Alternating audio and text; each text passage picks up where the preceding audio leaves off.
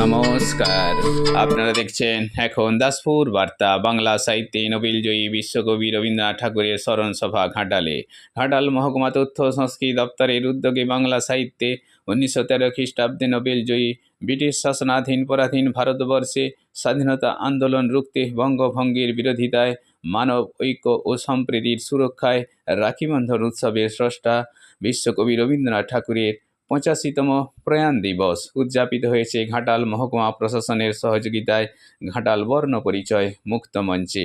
এই স্মরণসভা উদযাপনে কালজয়ী বাংলা বর্ণ পরিচয় গ্রন্থের স্রষ্টা ঈশ্বরচন্দ্র বিদ্যাসাগরকেও মাল্যদান ও পুষ্পার্ঘ্য নিবেদন সহ কবিগুরু রবীন্দ্রনাথ ঠাকুরকেও শ্রদ্ধাঞ্জলি নিবেদনে ছিলেন ঘাটাল মহকুমা তথ্য সংস্কৃতি দপ্তরের আধিকারিক অসিত ঘোষাল, ডেপুটি ম্যাজিস্ট্রেট অতনু দাস, সাহিত্য সংস্কৃতি প্রেমী শিক্ষক বরুণ কুমার বিশ্বাস ও রবীন্দ্র অনুরাগীবৃন্দ। এদিন শিক্ষার্থীরা রবীন্দ্র নৃত্য, গান ও কবিতা আবৃত্তির মাধ্যমে রবীন্দ্র স্মরণ সভায় শ্রদ্ধাঞ্জলি নিবেদন করেছে। ঘাটাল থেকে রিপোর্টে Shyamsundar Dolui. Like and follow with subscribe এখন দাসপুর বার্তা। এই দাসপুর বার্তায় যুক্ত হন, আলোর পথে এগিয়ে চলুন।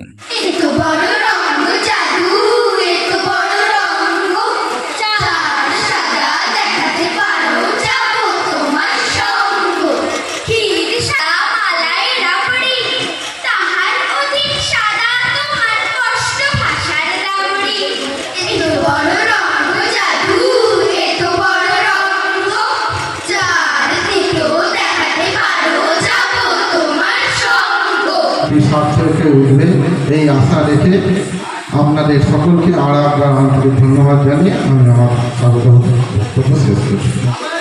রবীন্দ্রনাথ ঠাকুর আমাদের মধ্যে চিরকাল প্রাসঙ্গিক ছিলেন, আছেন এবং থাকবেন। তার গল্প, তার নাটক, তার ছোটদের জন্য লেখা বিভিন্ন রকম ছোট গল্প, উপন্যাস, নাট্য কবিতা, কাব্যনাট্য সব কিছু নিয়ে আমাদের সমস্ত রকম মানুষদের জন্য, সমস্ত শ্রেণীর মানুষের জন্য, সমস্ত বয়সের মানুষের জন্য তিনি লিখে গেছেন আজীবন। তার গান আমাদের আনন্দ দেয়, তার লেখা আমাদের আনন্দ দেয়। আমাদের সুখ দুঃখ সমস্ত রকম পরিস্থিতিতে, পরিবেশে আমরা তার মাধ্যমে আমরা আনন্দ খুঁজে নিতে চাই। 22শে শ্রাবণ এই দিনটিতে তিনি আমাদের ছেড়ে চলে গেছেন অমৃত লোকে। তবুও এই দিনটিও কিন্তু আমাদের কাছে অত্যন্ত গুরুত্বপূর্ণ।